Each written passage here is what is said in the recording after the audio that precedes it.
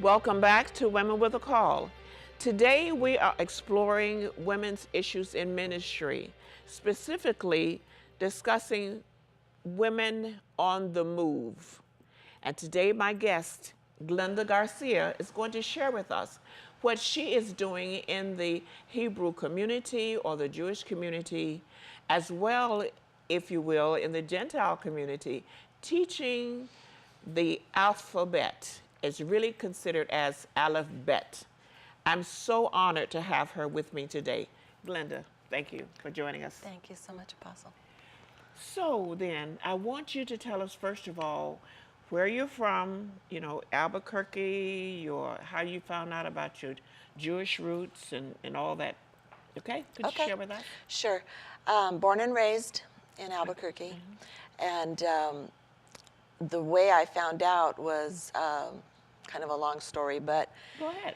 Okay, all right. So I was raised Catholic, was born again in 1985, and became what was called a Protestant. Never understood that, but anyway, Okay. I wasn't protesting We'll talk anything, about it one but day.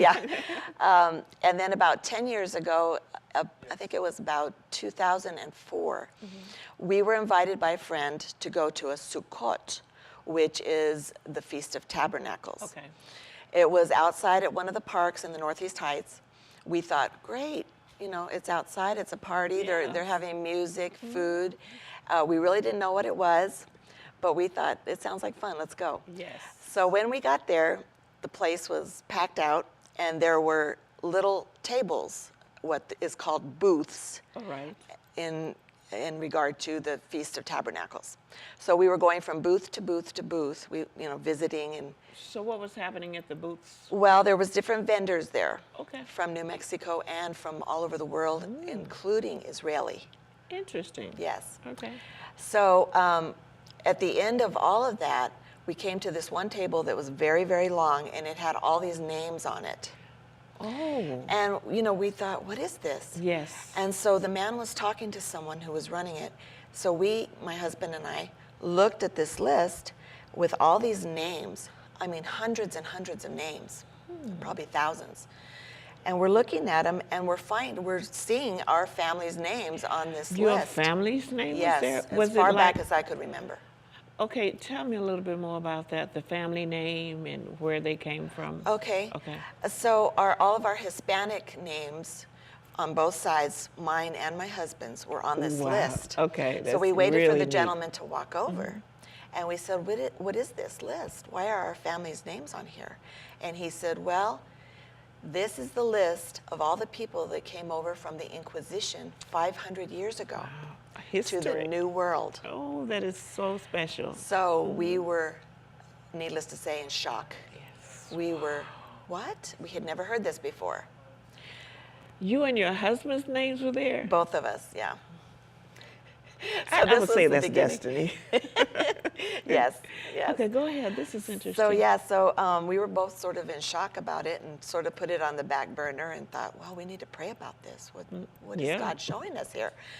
So we enjoyed the rest of the afternoon with the music and the food and everything. And we went home and we prayed and asked the Lord, what is it, Lord, that you're showing us here? What do you want us to do? Because this was like totally new to us, right? So he directed us to go ahead and start learning our Hebrew roots. Now, we had no idea where to go to do that. And then you're in New Mexico, so you really don't know if that's a place where you would find a lot of this. Right. Or, because I could say maybe New York area, you would think, okay. Right. But we're a smaller state, kind Yeah. of. I mean, as far as like population is concerned. Yes. So what happened after that? Well, so we just started looking in the yellow pages. And, All right. Hello. Yes. Okay. And just started going through the yellow pages and looking at it and seeing, are there any, what we knew to be churches at the time, Yeah. but we were looking for Jewish too. So it was a little hard to find, where do we go? We didn't know about Messianic yet. All right. Okay.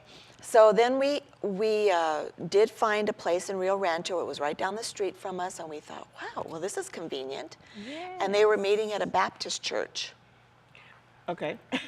Talking about Protestants. Yes. Oh, all right. I kind of see how that ties in a little bit. Yes. Go ahead. Okay. I'm just being humorous with you about that So part. this particular rabbi was borrowing space in this Baptist church right off of 528.